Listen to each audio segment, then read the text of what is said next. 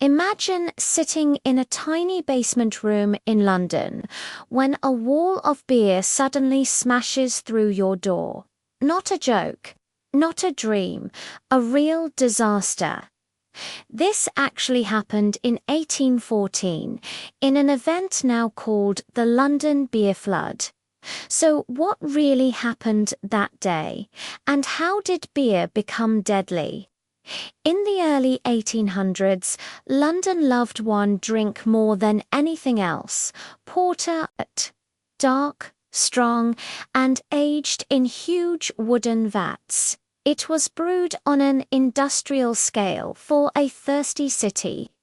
One of the biggest porter producers was Moe and Co.'s Horseshoe Brewery, near what is now Tottenham Court Road.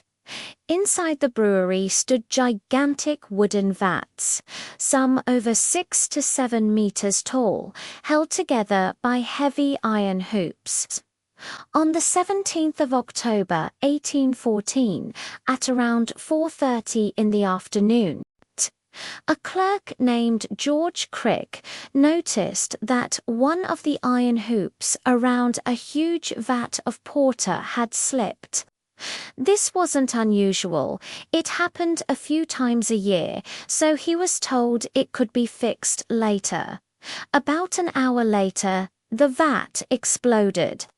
Thousands of barrels worth of porter burst out at once, with enough force to blow down the back wall of the brewery.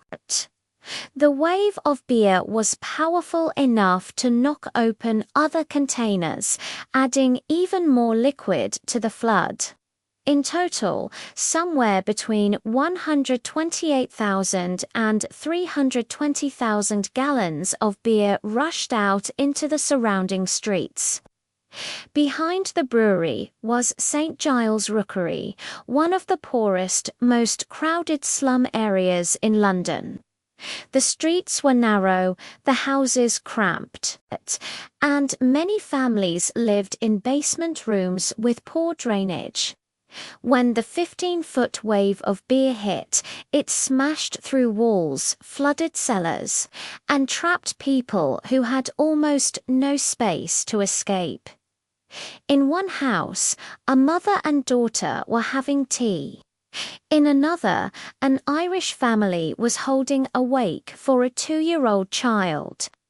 The beer burst in so suddenly that several people were swept away and drowned, or crushed by falling walls and debris. In the end, 8 people died, mostly women and children living in the surrounding slums. For them, the beer flood was not a funny headline, but a tragedy. The newspapers at the time described a scene of chaos and destruction. Some later stories claimed that crowds rushed in to drink the beer, but historians point out that newspapers, which disliked the local Irish poor, would almost certainly have reported any drunken rioting. Most evidence suggests people were shocked, not celebrating. A coroner's jury declared the deaths to be casually, accidentally, and by misfortune, what we might call an act of God.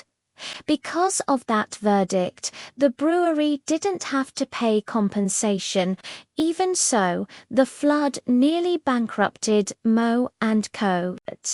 They lost huge amounts of beer and had to repair major damage.